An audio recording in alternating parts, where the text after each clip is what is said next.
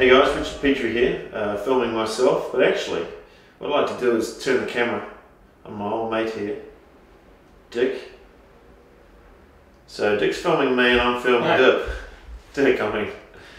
So you're going to give us a rundown on how to use video to get your message across, sell more, make more money. Oh, that's a good idea, yeah. Like educate people how to look good on camera and convey the message. How they can look as good as me on camera. Oh, yeah. But I think we should do the strategy thing first. You're talking the triangle of trust, aren't you?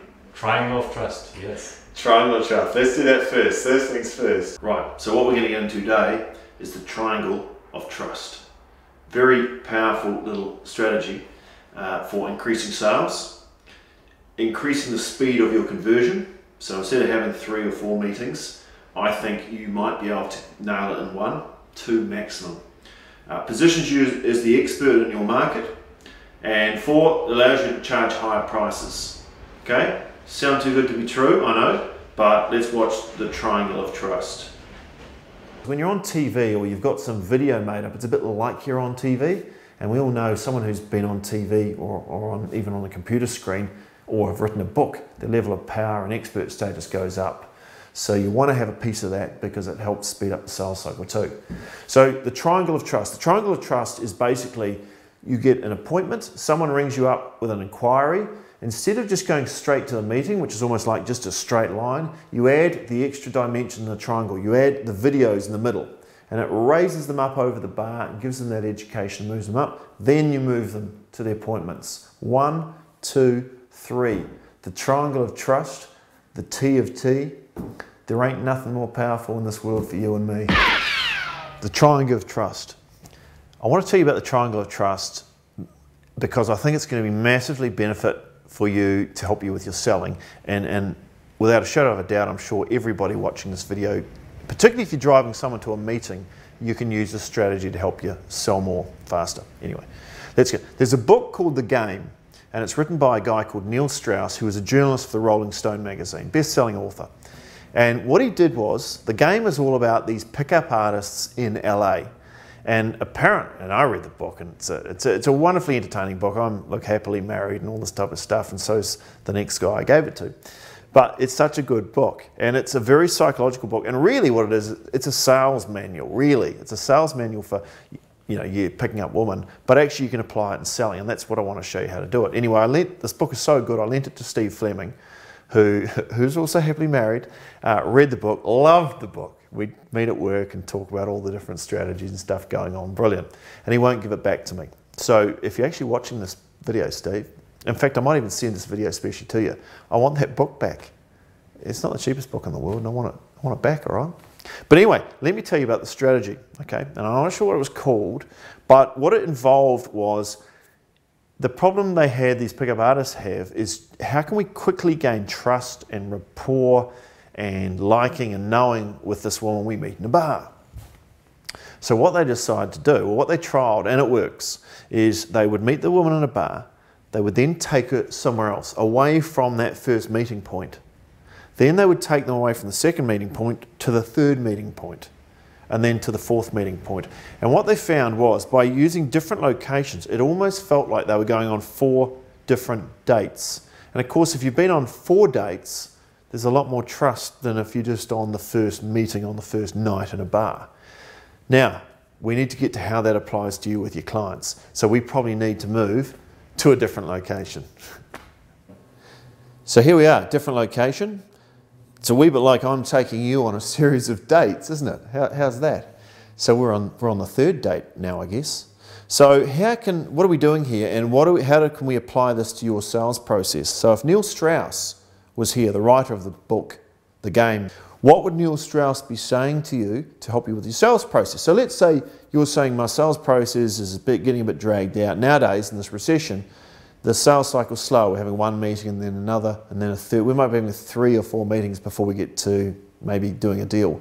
I reckon what Neil Strauss would say is you would need to take them on a few different dates before that very first meeting. How can you take them on a series of dates and get them to know you, like you, trust you, so that when you turn up for that first meeting, they're ready to do a deal? Okay, well, here's how you do it. The reason you need 2, 3, 4 meetings before your client's ready to make a buying decision is because most buyers, when they're buying anything that's half complex, don't have enough educational knowledge to be able to make a purchase. So for example, I was speaking with Mr. Cameraman Dick earlier on, and he was talking about how he would send a video out to his clients to show them how good his work is, and obviously this is fantastic work, brilliant work. The problem is, if I was to receive that video, I would have no idea of the brilliance I was looking at. It could be brilliant, but to me it's wasted. So for me to see a sample of work, is it good, is it bad? I don't know. It's a bit same for me, a bit like wine. If someone was to send me a bottle of wine and say, well, try it, you'll see for yourself how good our wine is. Well, if you send it to me, all I know is it tastes like wine. I don't know. So have a think about the thing you're selling and how educated are your buyers. And I believe the reason most people have a slow sales cycle is because during the sales cycle, your buyers are actually, you're lifting them up the learning curve to a point where they can make a decision. And if you just assume they can make a buying decision on your first meeting, they don't know enough about it. You haven't given them education. So here's the strategy. What you do is you create some informational, educational products that go out to the client before your first meeting.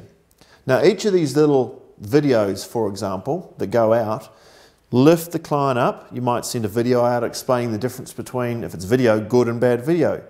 You might send a next one, a questionnaire outlining the difference between, well, here's the questions, what are your objectives, what do you need to know, what's an ideal outcome for what you're trying to achieve with this communication. Get those two in. It's like taking someone on a couple of dates. It's very, very clever, but it's good for the buyer. It's also good for you because all that heavy lifting gets done before you turn up. So if it's done well, by the time you turn up for that first meeting, to you it feels like a first meeting. To the person buying, to the person you're meeting, it feels like they've met you 2 or 3 or 4 times because they've watched a few videos, they've filled out maybe a questionnaire and some stuff, and they're much better prepared then for that first meeting to actually make decisions. Now, if you want to be really smart with this, and we might say you've got a sales team and they've all got different ranges of skills and ability, and let's say you're the best at it. So what do you do if you're the best pitcher of your products and services? Wouldn't it be cool if you could be all over town at the same time going to meetings before your sales force is going out to meetings? Wouldn't that be cool? And then you deliver the perfect pitch, and then your salesperson turns up to then do the paperwork. Well, I reckon you can do that if you create some good videos. So you take your very best educator, explainer, salesperson, you get them on camera to explain all the stuff that the buyer needs to know before they buy. You lift them up and do the heavy lifting with a video. And then, so you do it, make a couple of these, and then you send the salesperson out to then go and pick up the paperwork or do the deal. But you've had the very best pitches in that second and third and fourth date before you've turned up for the live date.